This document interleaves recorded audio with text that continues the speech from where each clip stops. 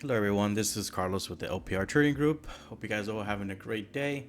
We wanted to do a quick video here on how to set up Quantower with the Delta footprints, specifically on how we use it at the LPR Trading Group for trading. So I'm going to go over in Quantower how to do that. This is similar to what Dave uses for his Sierra charts setup. It's going to be a little bit different, not exactly like Sierra charts, but you can pretty much get the same information. At least you can see in the Delta footprint side of things where we have the aggressive bids versus the aggressive asks.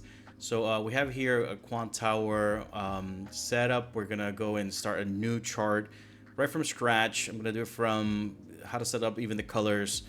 Should be a quick 5-10 minute video on how to do that. So first thing I'm going to do, I'm going to go ahead and click here on charts. You can also click on your icon here on the left and click charts from this side. I'm going to just click on over here on the shortcut. So either one, if you click on that or if you click on this, it'll bring up the same window here. So we're going to head and just make this a little bit bigger here to fill in our screen. So by default, it's going to bring up a different ticker. We're going to go ahead and bring up ES, for example. So for ES, the current contract month would be EPZ23. EP would be your starting future for ES, and then Z is the month, and then 23 is the year for 2023. And obviously you can see the different December months here. But for now, we're just going to pick this one. So when we bring this up, we're just going to have us a regular chart with just your candlesticks by default. And what we're going to go ahead and do here is we're going to just change this first to our Renko settings. You can use footprints as well without Renko settings, but I'm just going to go ahead and go right to Renko's, and I'll show you how to change that in a minute. So Renko, we're going to go ahead and pick, and you can play around with these settings however you like. What I usually use is tick size 8 and advanced classic 8 for my settings. So again, so I select Renko, value 8 for tick, and brick size, advanced classic. Make sure you change these two, and then 8 and 8. It's just my preference. You can always play around with the settings and see which one you like better. That's gonna vary slightly. I don't think that's that much, but these are just the settings that I've been kind of liking so far. So I'm going to go ahead and hit apply here. I'm going to let the data load. So it's going to load up all the footprint information. I am on the AMP CQG feed for this. So just something to note there. So we're going to have something like this where it's just Renko bars, right? It's just regular Renkos. Nothing really special. You've probably seen this before. But what we're going to do now is we're going to turn on our cluster settings or footprints. So in Quantower, we pretty much call it the cluster. So you see this this button down here where it says Show Hide Volume Analyze Toolbar. We're gonna go ahead and click on that. That's gonna bring up this toolbar down here. So as you can see how it brings that up. You have different settings that you can add to your chart. The one that we're gonna be looking at is cluster. So we're gonna bring up cluster. It's gonna bring up this menu here. You can see that it's currently not enabled. We want to go ahead and enable that, and it's going to start populating some of the footprint information. So I'm going to come back to this in a second. I just want to show you by default what it's going to do. It's just going to give you some footprint information in here. We're going to change these settings to give us a little bit more information than what we have here. Okay, the one quick thing that we're going to do is just because the grid and the settings and the colors look a little bit off and it's kind of hard to read, I'm just going to go ahead and change these colors. So I'm just going to right click anywhere on the chart, as long as it's on the bars, but just anywhere where there's blank space in the chart. And I'm going to head now and click on settings. And I'm going to change these just very quickly. I'm going to take the grid off on those just because I personally don't use them, but you can change it for whatever color makes it easier for you. I'm just going to, for now, take them off. And then for the background color, I'm just going to go ahead and pick black on both the window colors, top and the bottom, just to make it a little bit easier on the visual side. Okay, I'm actually gonna go back for one quick second and take off the symbol description from the middle here again, because I would like to just see the data for now. You can always add that back in later. Okay, so the next thing that we're going to do now is we want to get more information on the cluster side of things. So the ones that you can change here are from single to double to imbalance. So for example, if you click on imbalance here, what the footprints are going to show you are mostly focusing on the imbalance side of things, right? So on the left side of the footprint, what we have is the bids. On the right side of the footprints, let's say if we just focus on this one bar here, just this one bar here at the 336 time, you can see how we have an imbalance here between the highs, right? So 43 to 177, it means that there were 43 contracts that were hit on the ask at this price level and 177 on the bid side, meaning that it is stronger to the downside based on this information. It's all in context, right? You don't want to just, hit short every time you see that, but potentially that could give you a trade where you have an imbalance if you have the context and taking a trade as an example. So this is what this mostly focuses on. The same thing on the buy side, you can see that you'll have imbalances such as this one over here. So like 34 over 330, 332, it shows you there is an imbalance towards the buy side, meaning that the ask was more aggressive than the bid. So this is what that focuses on, right? And this is each bar here is a Renko bar. All right, we're just focusing on the range, and the reason why we use that is focusing on the range rather than the candlestick, which is just focusing on time. We care more about where the price is and where we want to take a short, right? And then limit our risk. So you can play around with some of these. The imbalance, you could do single. I personally like the double, and I'll show you why. Again, going back to the footprint, this is showing you the bids, this is showing you the asks. So for me, I'm more concerned about the delta side of things, meaning I'm more concerned with, okay, between the buys and the between the bids and the asks, where's the strength? So if I do double and I'm on the left side of things, I'm just gonna put volume. The data type 1 means the left side of things, and then on the right side, data type 2, what I want to look at is delta. So again, I want to look at double, I want to look at the volume, I want to see how thick is the volume, and then on the second side, I want to see the delta, which means it's going to show me the difference between the bids and the asks. So for example, you can see here where you have the 43, there was a volume of 43 and 43 on the asks, meaning that there were 0 bids on this side. As an example here, well, there's 1,949 total contracts. You have negative 195. That means there were 195 more bids than ask at that price. Now, there's one more thing to make it a little bit more visually appealing for me that I like to do, which is the play around with this setting, cluster visualization, whereas you can change however you like to see it. If you like to see histogram, it would show it to you as a histogram where it would kind of make this bubble here on these wherever it's higher, right? You can also color by delta. You can also color by trades.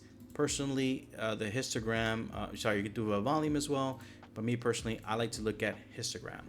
There is one setting here because you notice that some of these are a little bit darker than others. So what I would like to do here is I want to go now into the cluster settings and just kind of tweak things a little bit more. So I'm going to go ahead and click on cluster, and I'm going to click on this gear icon, this right on the right side of that window. So I'm going to click on that. It's going to bring up a different settings. And what I'm going to do here is I'm just going to move this to the right so you can see what it's doing here on the right hand side. I'm going to take off the POC for now, just because I'm not really interested where the POC is for this particular setting. And then to show the profile, you can see how that turns that off. I want to leave that on. And here I'm going to go ahead where it says value area view. I'm just going to turn that to none, because now it's going to show me all of the colors how I want to see them. Now, another thing is that you can see how this red and this green is a little bit dark for me. I want to change that a bit. So when I come back up here where it says Delta Colors, where it says buy, it's picking sort of this dark green. I may have to click on one of these first, and I'm just gonna kind of like reset these settings here. Just click on a regular blank color. And now here on the buy side, what I want to see is I want to pick like a green, maybe a little bit darker. I think that's okay. And then on the Delta Colors sell side, I'm going to go ahead and pick a red, maybe a little bit darker. Let's see, we can make that. That's probably okay. Let's see. Yeah, actually, I like this one so far. So buy side, Delta Color is going to show it to us in green. And then the sell side is going to show it to us in red. Again, what this is showing us is if the bids were higher, it's going to be red with a negative number next to it. If the asks were higher at that price, it's going to show us a green with that number next to it. On the left, all it's showing us is the volume. So why do we want to see the volume? We want to see the volume because we want to see how significant that move is, right? Because if we have 1167 here, but this was 10,000, for example, that's only 10%. But right now, we can see how strong it is. We're more than half it's to the bid side than to the ask side, right? So it's quite a significant number. Now, on the volume side of things, I also want to change that color. That light blue, it's a little bit too out there for me. So I'm going to go ahead and reset that color again. And then I'm going to change it to, let's say, like a dark gray. Maybe a little bit darker. I think that's fine. Actually, let's make that there. Okay, so now that we have those settings, I kind of like this, right? So we have a gray just showing us the volume, and then the delta profile on the right. Go ahead and close this now. And you can kind of see what we're looking for when we're taking these trades is how aggressive are the buyers versus how aggressive are the sellers. And essentially, this is what we want to see, specifically if we have a level such as this. Let's say if we're waiting for this level at 4,300, which would be a significant psychological level, how is the market going to react when it gets to this level? Maybe if you want to take a short, this will give us a little bit more indication that potentially there could be a decent short in this area, right? Now, one more thing that I want to do here is there's a couple of other settings that you can kind of play around with down here. One of the ones that I personally like as well is the time statistics. So time statistics, what it's going to do, and let's just enable that and show you what that's going to do, is that each one of these bars, we can see it by price, but the time statistics is going to take the entire bar and it's going to summarize it for you. And again, you can play around with some of these settings to see which one you like. The ones that I personally like, I can see volume. I'm not so interested in trades. Buy volume, and then let's say the delta percentage. Let's take out the buy and the sell volume. And I just want to see the max delta and the min delta. So we're going to leave these on. And again, so what are we showing here is the volume, how much volume in total was traded at that time, or this Renko bar. And again, keep in mind that these are Renko bars. Some of these could be a couple of seconds, some of these could be minutes, maybe even an entire hour. It all depends on how much the market moves. If there's not a lot of range, you're not going to see that many of them get populated. If it's moving quite aggressively, you're going to see more of them get populated. Now, once we have these statistics, let's just explain these really quick. So again, the first one is volume that we have up here. So for example, on this 336 candle, we have 29,646 contracts that were traded. The delta side, we have negative 2,276.